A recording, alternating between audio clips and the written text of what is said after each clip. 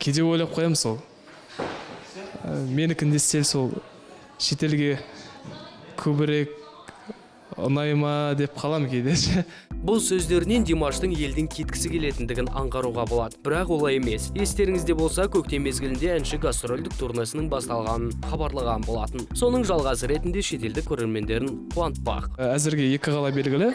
Ол Татарстан және де Башқұртстан. Алла қаласа, басқа да мемлекеттерде жеке шығармашылық кешпен аралау ойымызда бар. Мұнымен әнші тоқтап қалмақ емес, алда бейнебаян түсіретін ойы да бар. Жақындарда клип түсірейін деп ойлап жүрмін.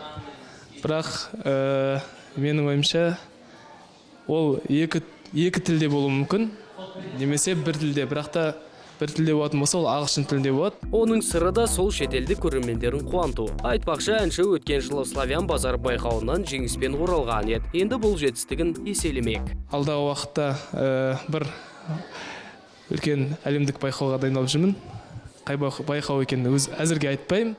Бірақ оның қандай байқау екенін айтпады. Уақыты келгенде біле жатармыз. Сол кезде бірінші болып назарларыңызға ұсынамыз. Сондықтан Гәкку арнасы қосулы болсын.